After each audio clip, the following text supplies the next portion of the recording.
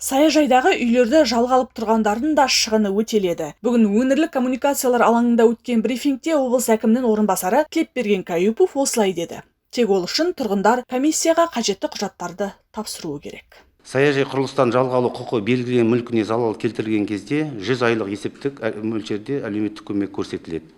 Яғни сол жерде тұрған үйлерді квартирде жалдап отырған дәлелдемелерін көрсеткен өтініш иесінің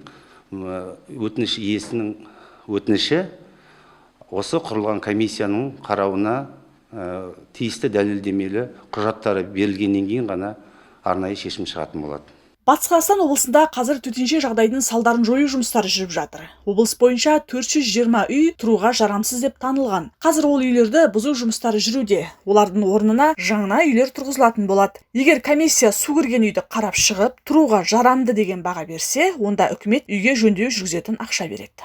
Егер тұрғын үйі жарамды болып танылса, ол арнайы бағалауды өткізгеннен кейін оның жүргізілетін күрделі жөндеу жұмыстары 5 ай мерзімге сол күрделі жөндеу өткізем деп есеп шотына соның бағасы аударылады. 5 айдан кейін ол кісі тұрғын үй жүргізген жұмысты дәлелдемесімен, фото, видео отчетымен мемлекетке кері есебін беру керек. Бүгінгі күні комиссия үйлерді аралап, бағалау жұмыстарын жүргізіп жатыр. Ешкімнің де өтініш тілегі назардан тыс қалмайды, су тасқынынан келген барлық шығын өтеледі деп атап өтті аймақ басшысының орынбасары Тілепберген Каюпов. Күнделікті біз арыз жазып қойғанымызға 5 күн өтті, 10 күн өтті, күні бүгінге дейін неге біздерге келмей жатыр дейтін біздің тұрғындарымызға барлық өтініштер қабылданды.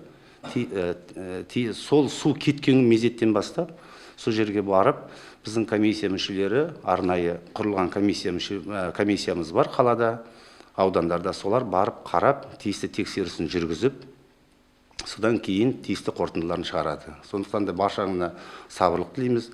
Өткенде де айтып өттік, бұл шығындарды өтеу бойынша тұрғындардың тұрғын үйін жақсарту мақсатында емес, бұл төтенше жағдайдың салдарын жою табылатынын атап өткіміз келеді. Жанат Көшкінбай, Батыр Жамилов, Жайық пресс ақпарат агенттігі.